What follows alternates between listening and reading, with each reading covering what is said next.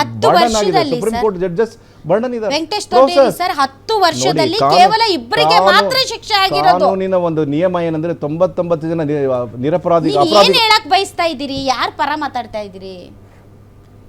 I am sorry, ನಿಮ್ಗೆ ಬೇಜಾರಾಗ್ಬೋದು, but ಅಲ್ಲ sir, ಈಗ ನೀವೇ ಹೇಳಿದಂತಹ 115 ಕೇಸ್ಗಳಲ್ಲಿ ಕನ್ವಿಕ್ಟ್ ಆಗಿರೋದು ಬರೀ 2 ಕೇಸು. ಅಂದ್ರೆ ಅರ್ಥ ಸರ್, ಈ 115 ಕೇಸ್ಗಳಲ್ಲಿ ಕೇವಲ 2 ಕೇಸು ಕನ್ವಿಕ್ಟ್ ಆಗಿದೆ ಅಂತಂದ್ರೆ ಇದನ್ನೇ ಇವತ್ತು ಸುಪ್ರೀಂ ಕೋರ್ಟ್ ಹೇಳಿರೋದು. ಮತ್ತೆ ಏನ್ ಹೇಳಿದ್ದಾರೆ? ನೀವು ರಾಜಕೀಯ ಪಕ್ಷದ ಅದಕ್ಕೆ ಸಂಬಂಧ ಏನಿದೆ madam? There are 2 things. One is conducting the proceedings. Investigation proceedings will take longer time in India for various. ಹೌದು, ಆಗಿರ್ಬೋದು. 34 ವರ್ಷದವರೆಗೆ ನಡೆದಿದೆ ಒಂದು ಕೇಸ್. ಬಟ್ ನಡೆಯುತ್ತೆ ಸರ್. ಬಟ್ ಬಹಳಷ್ಟು ಕೇಸ್ಗಳು ಎಲೆಕ್ಷನ್ ಟೈಮ್ ಅಲ್ಲೇ ಆಗಿರೋವು. ಇಡಿ ಕೇಸ್ಗಳು ಆಗಿರ್ಲಿ, ಅದು ಸ್ವಾಯತ್ತಿಕ ಸಂಸ್ಥೆ, ಅದನ್ನ ನಿರ್ಣಯ ಮಾಡುವಂತದ್ದು ಇಡಿ ಅವರಿಗೆ ಇರ್ತದೆ, ಮತ್ತೆ ಇಡಿ ಅವರು ನೋಡ್ತಾರೆ ಅದನ್ನ. ಆಯ್ತು, ಎಸ್ ಸರ್.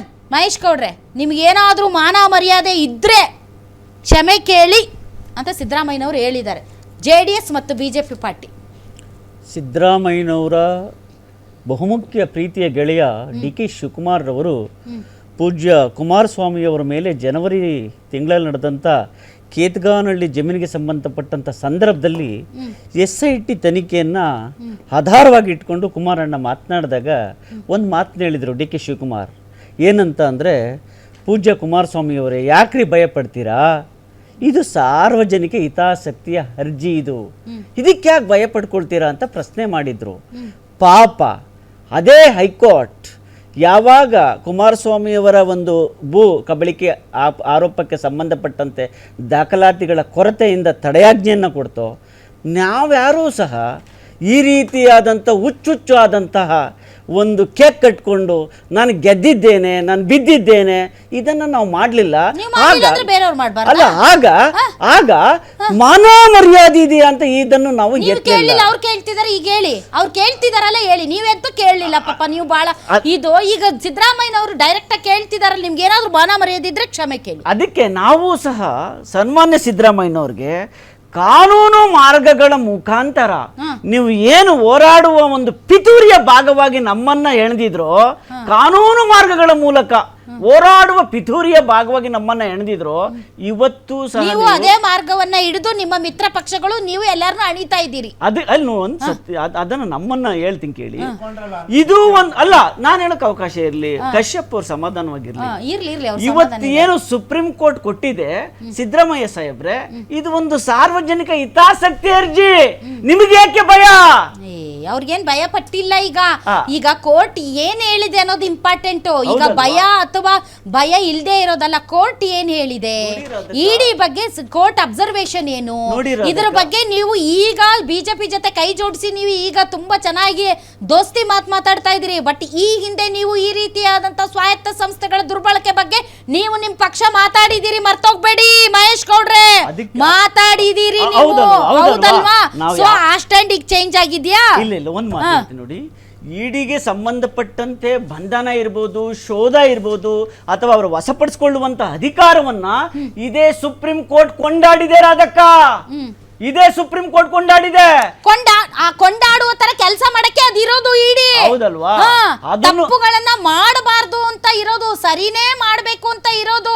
ತಪ್ಪುಗಳು ಮಾಡಿದಾಗ ಚಾಟಿ ಬೀಸುತ್ತೆ, ತಪ್ಪು ಮಾಡಬಾರ್ದು. ಯಾಕೆ ಅಂದ್ರೆ ಜನ ಅಂತಹ ತಪ್ಪುಗಳನ್ನ ಕ್ಷಮಿಸಲ್ಲ. ಯಾಕೆ ಅಂದ್ರೆ ಜನಕ್ಕೆ ಈಗಲೂ ಇಂತಹ ತನಿಖಾ ಸಂಸ್ಥೆಗಳ ಮೇಲೆ ನಂಬಿಕೆ ಉಳಿದುಕೊಳ್ಬೇಕು, ಜನರಲ್ಲಿ ಭಯ ಇರಬೇಕು.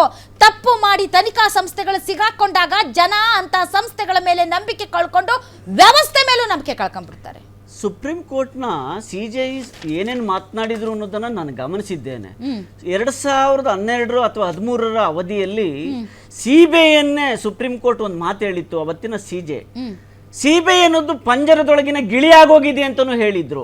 ಯಾವಾಗ CBI ಪಂಜರದೊಳಗೆ ಗಿಳಿಯಾಗಿದೆ ಅಂತಂದ ಸಂದರ್ಭದಲ್ಲಿ ಸುಮಾರು 10ಕ್ಕೂ ಹೆಚ್ಚು ರಾಜ್ಯಗಳು CBIನ ಅಧಿಕಾರವನ್ನ ಮೊಟಕುಗೊಳಿಸಿ ತಮ್ಮ ರಾಜ್ಯಕ್ಕೆ ಬರದೇ ಇರೋ ತರ ತಡೆದದ್ದನ್ನು ನಾವು ನೋಡಿದ್ದೇವೆ.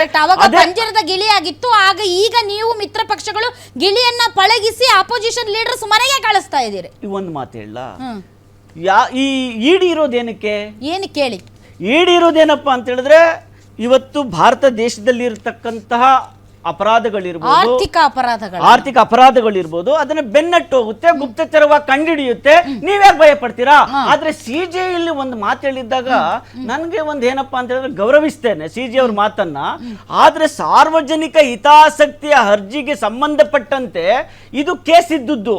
ಆದರೆ ಇಲ್ಲಿ ಬಿಜೆಪಿಯನ್ನ ಬಿಜೆಪಿ ಅಂತ ಕೋಟ್ ಮಾಡ್ಲಿಲ್ಲ ಯಾರು, ಸುಪ್ರೀಂ ಕೋರ್ಟ್. ರಾಜಕೀಯವಾಗಿ ಬಳಸ್ಕೊಳ್ಬೇಡಿ ಅಂತ ಹೇಳ್ಬಿಟ್ಟು ಹೇಳಿದೆ ಹೊರತು ಬಿಜೆಪಿಗಾಗಿ ನೀವು ಡೊನಾಲ್ಡ್ ಟ್ರಂಪ್ ಅಲ್ಲ. ಈಗ ಒಂದು ಮಾತು, ಕೇಂದ್ರಕ್ಕೆ ಸಂಬಂಧಪಟ್ಟಂತೆ ನೀವು ಮಾತನಾಡೋದಾದ್ರೆ ರಾಜ್ಯದ ಲೋಕಾಯುಕ್ತರ ಬಗ್ಗೆ ಚರ್ಚೆ ಮಾಡಿ, ರಾಜ್ಯದ SITಗಳ ಬಗ್ಗೆ ಚರ್ಚೆ ಮಾಡಿ, ರಾಜ್ಯದ ACB ಬಗ್ಗೆ ಚರ್ಚೆ ಮಾಡಿ, ಸಿದ್ದರಾಮಯ್ಯ ಕೇಸ್ ಬಂದ ತಕ್ಷಣ CBI ಹೇಗೆ ಕಟ್ಟಾಕಿದ್ರು ಅನ್ನೋದ್ರ ಬಗ್ಗೆ ಚರ್ಚೆ ಮಾಡಿ. ಕರೆಕ್ಟ್ ಮಾಡಿದೀವಿ, ಅದನ್ನೆಲ್ಲ ನೀವು ಮಾಡಿದೀವಿ. Dinesh sir, do not spread this virus across the country. Why are you being used? Chief justice BR Gavai ಅವರು ಹೇಳಿರೋದು, do not spread this virus across the country. ಅದು ಇಡಿಗೆ ಇದು ನಾವು 2022ರಿಂದನೇ ಹೇಳ್ತಾ ಇದ್ದೀವಿ.